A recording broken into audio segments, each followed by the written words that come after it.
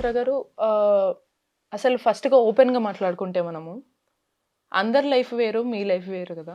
అసలు మీ జర్నీ ఎలా స్టార్ట్ అయింది? అంటే మీ ఊరు, మీ చిన్నప్పటి నుంచి మీ లైఫ్ ఎలా ఉండింది? నేను చిన్నప్పుడు నా చిన్నతనంలోనే ఒక అమ్మాయిలాగా ఉండాలనేసి నా ఆలోచన. ఆహా! యాక్చువల్లీ నాకు చిన్నప్పుడే అమ్మ, నాన్న చనిపోయారు. హ్మ్. అన్నదమ్ములు అంత పెద్దగా నన్ను ఏమి పట్టించుకోలేదు. చూసుకోలేదు గూడా. అయితే వాళ్ళెవరు నన్ను పట్టించుకోని కారణంగా నేను గూడా ఒంటరైపోయాను. హ్మ్. అయితే నాలాంటి వాళ్ళు అక్కడక్కడ బాగా అరుదుగా కలిసేవాళ్ళు. హ్మ్. అయితే నేను వాళ్ళతోటి ఫ్రెండ్‌షిప్ చేసి వాళ్ళు గూడా మనలాంటి వాళ్ళు దగ్గర ఎళ్దాము అనేసి ఇద్దరం ఇద్దరు ముగ్గురు కలిసి మాట్లాడేవాళ్ళం. అయితే మేము తరచూ ఇక్కడ మా వాళ్ళ దగ్గరికి అప్పుడప్పుడు ఏమన్నా ఫంక్షన్స్ ఇవి ఉంటే వచ్చేవాళ్ళం మేము చూడడానికి. అయితే అలాగే మా వాళ్ళతోటి నాకు గూడా ఇక్కడ ఉండిపోవాలనిపించింది. ఎందుకంటే మా సొంత వాళ్ళకన్నా ఇక్కడ నాకు మంచి బాండింగ్ అన్నది వాళ్ళలో హ్మ్. కలిసిపోయా నేను. ఇక నాకు వీళ్ళే నా సొంత వాళ్ళన్న ఫీలింగు హ్మ్. వచ్చేసింది. అంటే మీరిప్పుడు ఫస్ట్ మీరు బాయ్‌గా ఉన్నప్పుడు మీ పేరు, దాని తర్వాత ఇప్పుడు సహస్రగా ఎలా మార్చుకున్నారు మీ పేరు? నా ఫస్ట్ పేరు నాగరాజ్ అండి. ఆహా! నేను చదువుకోలేదు. హ్మ్. ఆహ్, మేము మా కమ్యూనిటీ దగ్గరికి నేనొచ్చినప్పుడు వాళ్ళ నాన్న ఎంతో ప్రేమ ఆదరణతో ఆదరించారు. హ్మ్. ఇక నాకు మా సొంత వాళ్ళకన్నా వాళ్ళ మీదే ఎక్కువ నేను ప్రేమ కూడా పెంచుకున్నాను. ఇప్పుడు కూడా మా వాళ్ళ దగ్గరికెళ్ళాలన్నా కానీ నాకు వెళ్ళబుద్ధి కాదు. హ్మ్. ఎందుకంటే మా జాస్మిన్ గారు మా గురువు. ఆమె నన్ను అప్పుడు వచ్చినప్పటి నుంచి ఇప్పటి దాకా ఓకే. నన్ను ఒక స్థాయిలో చూడాలని ఆమె ఆశించారు. ఆశించినట్టుగానే నాకు ఈ ట్రైనింగ్ ఇప్పిచ్చారు. ఆమె ద్వారా నేను ప్రభావన్ వాళ్ళు గవర్నమెంట్‌తో కలిసి మాకు ట్రైనింగ్ ఇప్పిచ్చారు. Jute bags training. అక్కడ 45 డేస్ ట్రైనింగ్ అయిన తర్వాత ఇవి కుట్టటము మాకు 1 ఇయర్ దాకా ఒక ప్రొడక్షన్ వర్క్ ఇచ్చారు. 1 ఇయర్ చేసాము. 1 ఇయర్ దాకా సాలరీ ఇచ్చారు. తర్వాత మీరే చేసుకోవాలనేసి ఇంకా మాకు కుట్టడం అన్నీ మేమే సేల్ జేసుకోవటము అన్నీ నేర్పిచ్చారు. అందుకని నేను కుట్టిన బ్యాగులు తీసుకెళ్ళి హైటెక్ సిటీలో కానీ, శిల్పారామంలో కానీ ఎక్కడైనా స్టాల్స్ నాకు అవకాశం వచ్చిన చోట నేను అమ్ముకుంటాను. హ్మ్.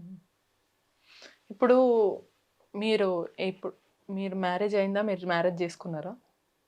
మేము ఇద్దరం ఫ్రెండ్స్ అండి. ఓకే. ఫ్రెండ్స్‌తో అంటే లివ్ ఇన్ రిలేషన్‌షిప్పా? ఫస్ట్‌లో అంటే కలిసుంటారంతే. కలిసి అంటే ఇక తనకు పెళ్ళవ్వలేదు. హ్మ్. ఇక నన్నే చేసుకున్నారు. ఓకే. మా దాంట్లో ఆహ్, నిఖా అని ఒక ప్రాసెస్ ఉంటది. ఓకే. అంటే అవునవును. మాకు సర్జరీలయినప్పుడు హ్మ్. మా గురువైనటువంటి మా అత్తగారు మాకు లచ్చ వేస్తారు. హ్మ్. తర్వాత కొన్ని సాంప్రదాయాలేంటంటే కొన్ని కమ్యూనిటీలో లచ్చ వేస్తే అత్తగారు లచ్చ వేస్తే కొడుకు చేసుకున్నట్టే ఆ సాంప్రదాయం ప్రకారం ఎక్కువ అలాంటి సాంప్రదాయం పాటిస్తారు మా దగ్గర. ఇక తను గూడా అప్పటినుంచి మా దాంట్లోనే మా కమ్యూనిటీలో ఒక తల్లిగా, మా గురువైనటువంటి తల్లిగా, వాళ్ళ పిల్లలని చెల్లిగా అలాగా చూసుకుంటారాయన. సహస్ర గారు మీకు కొంచెం నేనడిగే ప్రశ్న బాధ అనిపించినా గూడా, ఇప్పుడు చిన్నప్పుడు గాని మీరిట్లా మారినప్పుడు నువ్వు ఆడ గాదు, నువ్వు మగ గాదు అని ఎవరన్నా అన్నారా? అన్నప్పుడు మీకెలా అనిపించింది ఆ బాధ అసలు ఫస్ట్? అది ఒక్కళ్ళు కాదండి. చాలామంది అంటారు మమ్మల్ని. నేను హ్మ్. చిన్నతనంలో మా నా బాల్యంలో నా ఫ్రెండ్స్ గానీ, మా నైబర్స్ గానీ, చాలామంది అలాగా వేధించిన వాళ్ళే ఉన్నారు. హ్మ్. కానీ ఇగ నేను వాళ్ళకి ఎదురు తిరగబడలేను, ఎదురు సమాధానం చెప్పలేను. హ్మ్. అలాంటి పరిస్థితి నాది. అందుకనే ఇగ అవన్నీ మనం దిగమింగుకొని నా జర్నీ ఇది అనుకోని సాగిపోవటమే. మామూలుగా మీరు ఇప్పుడు ట్రాన్స్‌జెండర్స్‌లో మీరు ఏ కేటగరీ కిందకొస్తారు? మేము అటు మేలు female third gender madam. Third. ఆ, నేను మమ్మల్ని ట్రాన్స్ మహిళలు అంటారు. చిన్నప్పుడు మీరు అంటే ఏ ఏజ్లో అనిపించింది మీకు అమ్మాయిలాగా మారాలి ఉండాలి అని? 14 ఇయర్స్కి. 15 ఇయర్స్లోనే ఆలోచనలు వచ్చేస్తాయి.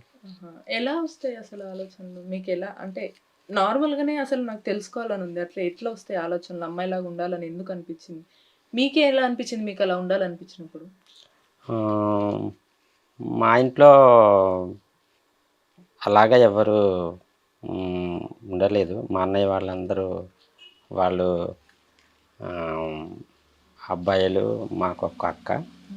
అయితే నాకే నేను చిన్నప్పుడు కూడా మామూలుగా ఎవరు లేనప్పుడు డ్రెస్సులు వేసుకొని ఇంట్లోనే అందరూ పనికి వెళ్తే అవి వేసుకుని ఉంటే 2-3 సార్లు మా ఫాదరు కొట్టారు నన్ను. మా అన్నయ్య వాళ్ళు కూడా 2-3 సార్లు తిట్టారు. నేను అప్పుడప్పుడు అక్కడక్కడ చీర కట్టుకొని తిరుగుతుంటే కూడా నన్ను కోప్పడేవాళ్ళు, కొట్టేవాళ్ళు కూడా. కానీ నేను వాళ్ళు ఎంత ఏం చేసినా కానీ నేను ఏమీ వదలలేదు.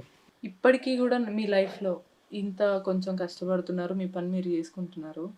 ఇప్పటికీ ఏదన్నా ఒక సంఘటన అలా గుర్తొస్తే మీకు ఇప్పటికీ కళ్ళలో నీళ్ళు వచ్చి ఏడుపు వచ్చేది ఏంటి ఆ సిచ్యువేషన్ మీ లైఫ్లో? వస్తుంది మేడం. అది ఆలోచిస్తే కొంచెం బాధ అనిపిస్తుంది ఇప్పుడైతే. కానీ అప్పుడు ఇల్ మనకి అంత ఆలోచన అవగాహన లేదు కదా. చిన్నతనము, అమ్మ నాన్న లేరు, ఎవరు లేరు, మనకి సపోర్ట్ చేసేవాళ్ళు అంతకన్నా లేరు. ఇప్పుడు నేను ఎవరి మీదైనా ఎదురు తిరగబడ్డా కానీ నా వైపున మాట్లాడే వాళ్ళు ఉండాలి కదా. మనల్ని ఎవరన్నా అవహేళన చేస్తున్నారనుకోండి, మనం వాళ్ళదే దగ్గరికెళ్ళి ఏంది ఇట్లా మాట్లాడుతున్నావని మనం ఎదిరించినా కానీ మన వైపున మాట్లాడే వాళ్ళుంటే మనము వాళ్ళని ఎదిరించడానికి బాగుంటుంది. కానీ ఎప్పుడు నేను ఎవరిని ఎదిరించలేదు. వాళ్ళు చెప్పినా కానీ వాళ్ళ పాపానికి వాళ్ళలే అన్నట్టు ఉండేది.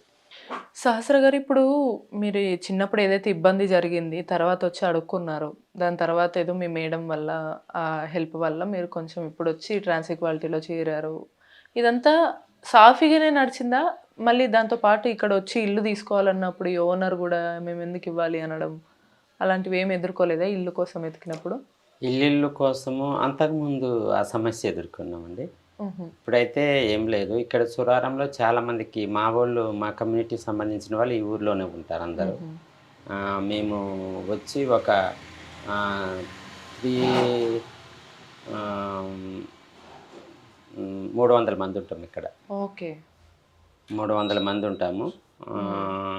మాకు ఇక్కడ కొంతమందికి తెలుసు నేనేం చేస్తాను ఏంటి అన్నది.